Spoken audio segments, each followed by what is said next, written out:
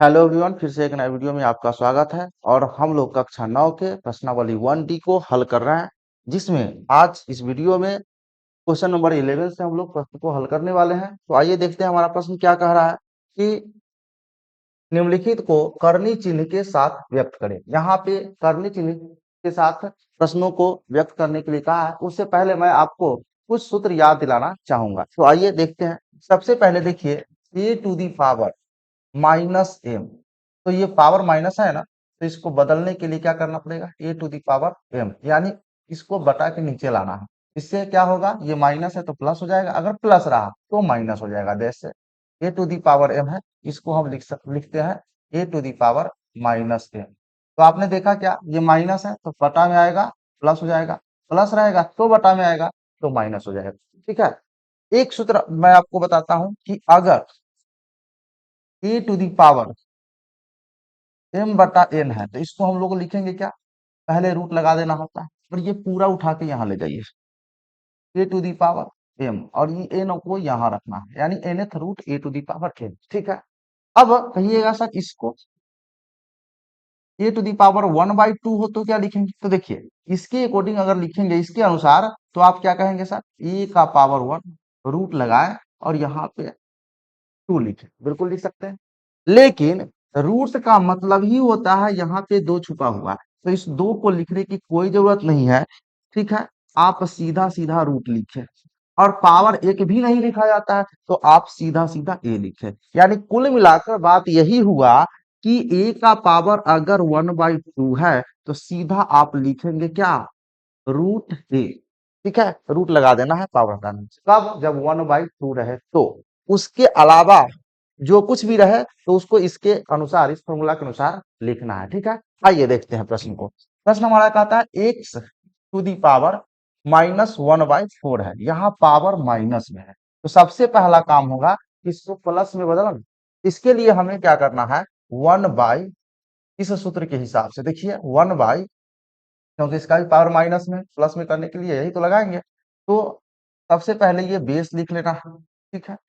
और ये पावर जो माइनस है ये प्लस होगा, जैसे ही नीचे आएगा ये प्लस में होगा। ठीक है। अब क्या करना है, अब हमें करनी का चिन्ह लगाना है। देखें कि 1/4 पावर, तो सबसे पहले मैंने क्या कहा, एक्स रूट लिखना है, और ये 4 जो है सो यहाँ पे लिखाएगा, और ये पूरा जो है सो यहाँ पे आ जाएगा। पावर एक रहेगा तो हम नहीं लिखेंगे। ठीक है।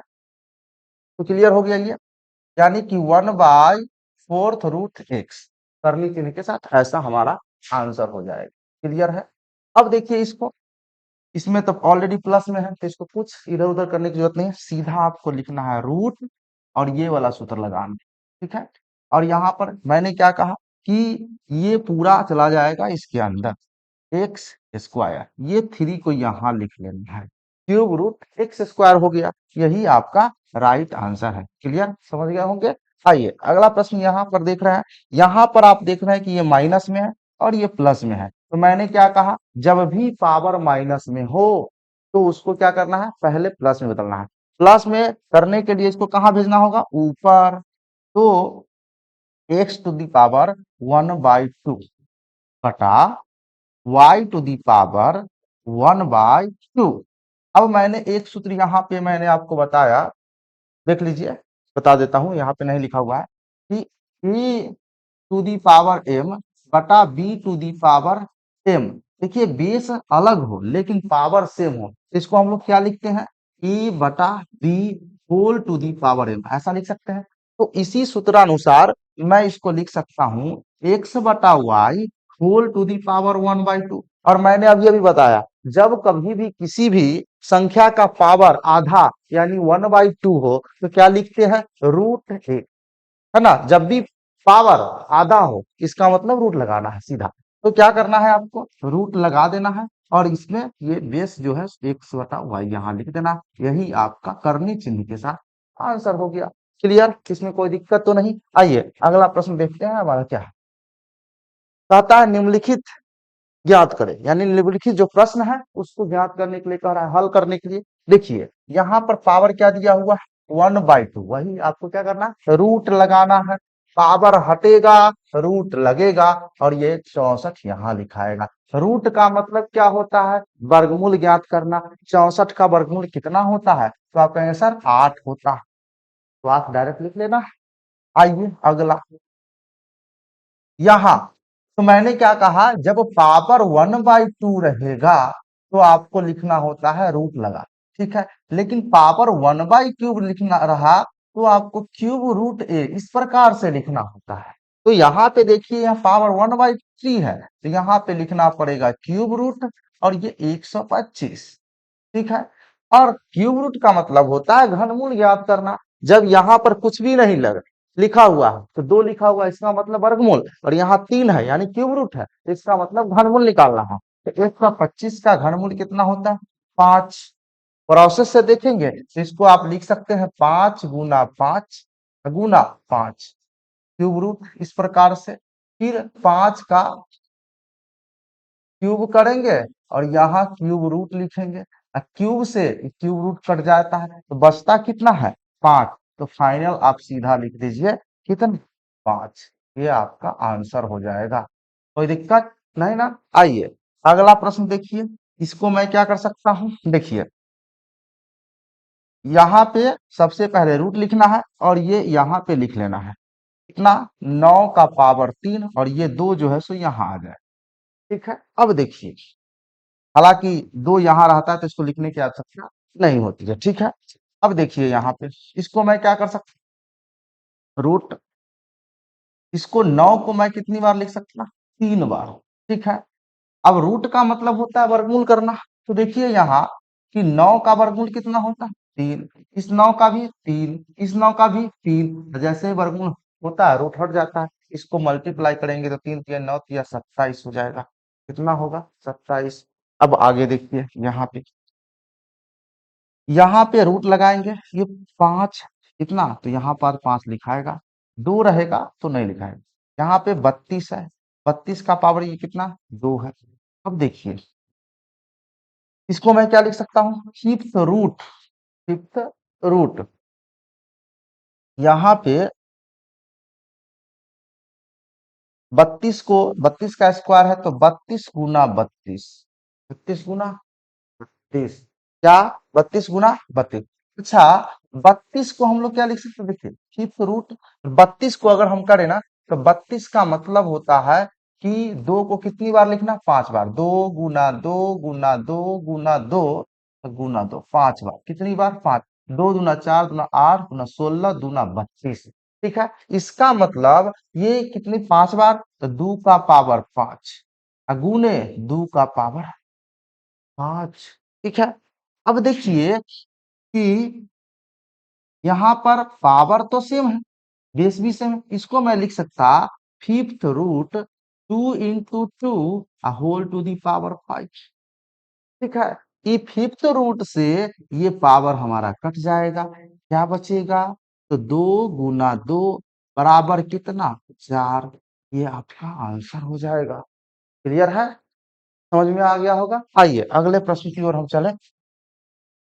अगला प्रश्न हमारा कहता है निम्नलिखित को सरल कर। क्या करने के लिए कहा है? सरल। तो कैसे करें? यहाँ पे देखिए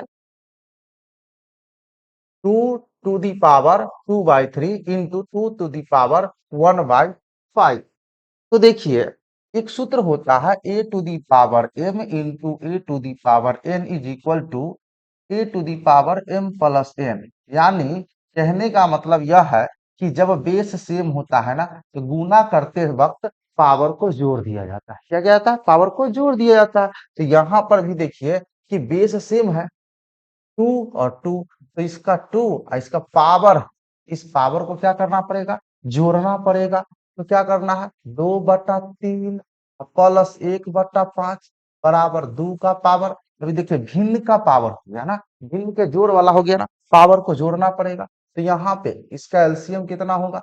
15। 2 से भाग दीजिए, 5 5 दूना 10 होगा, प्लस 5 तिया 15, 3 एकम 3, यानी कि कितना हो जाएगा? 2 का पावर 13/15।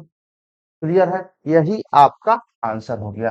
क्लियर? इसमें कौन दिक्कत नहीं ना। आइए अगला प्रश्न देखिए, सेम प्रश्न है यहाँ पर भी, 2 to the power 2/3 into 2 to the power 1/3। Base same है, क्या करना होगा, पावर को जोड़ना पड़ेगा।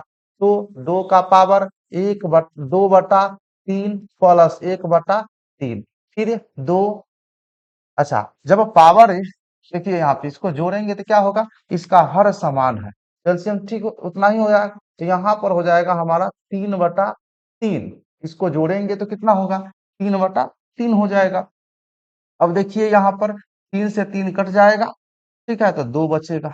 यही आंसर हो जाएगा। क्लियर है, समझ में आ रहा है। आइए अगला प्रश्न, यहाँ है 3 का पावर 1/5, 3 का पावर 1/5, ब्रैकेट लगा के एगो बाहरों में पावर है कितनी, 4। तो मैं आपको सूत्र याद दिला रहा हूँ, a to the power m whole to the power n, यानी जब एक अंदर में पावर और एगो बाहर में पावर हो तो उसको करना होता है गुना। क्या करना होता है, गुना। a का पावर m गुना a। ठीक है, तो अंदर बाहर पावर तो गुना। देखिए 3 का पावर कितना है, 1/5, इसको करना है इस वाले पावर से गुना। तो देखिए 3 का पावर, इसको गुना करिएगा तो कटे उटेगा नहीं ना। तो देखिए 4 एकम 4 और बटा में 5, 3 का पावर 4/5, यही आपका आंसर। क्लियर, समझ गया है। आइए अगला प्रश्न देखिए, 7 का पावर 1/5 और फिर नीचे 7 के पावर 1/3। यहाँ बेस सेम है, पावर अलग अलग, ठीक है।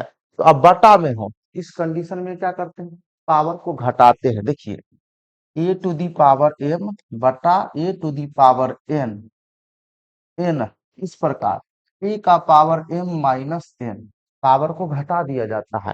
देखिए 7 का पावर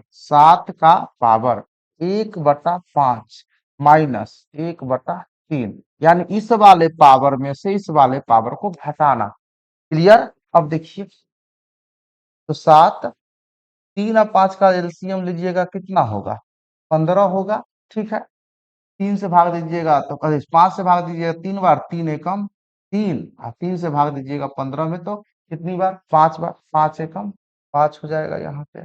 अब देखिए 7 का पावर कितना, 3 में से 5 माइनस करेंगे तो -2 और बटा कितना, 15, ये वाला हो गया पावर के रूप में। यही हमारा आंसर है, यही हमारा क्या हो जाएगा, आंसर। क्लियर, समझ में आ रहा है। आइए अगला प्रश्न देखिए, इस सवाल को देखिए क्या कहता है, 13 का पावर 1/5 गुने 17 का पावर 1/5।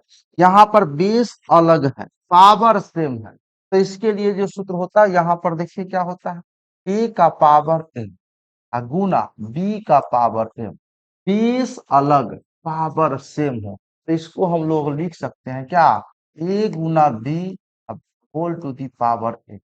ठीक है, इस सूत्रानुसार आपको क्या करना है, 13 गुना 17 होल टू दी पावर कितनी, 1/5। 13 और 17 को गुना कर देना है, ठीक है। तो 13 17 को गुना करेंगे तो 17 तिया 51 की 1 हासिल 5, 17 एकम 17 5, 22, 17 5 22, 221 का पावर 1/5, यही आंसर हो गया। क्लियर है, समझ में आ गया है। तो उम्मीद है कि इस वीडियो में मैंने जो भी प्रश्न हल करके बताया वो आपको समझ में आ गया है। तो इस वीडियो को लाइक कर दीजिए, अपने दोस्तों के साथ शेयर कर दीजिए। मिलते हैं नेक्स्ट वीडियो में, तब तक के लिए धन्यवाद।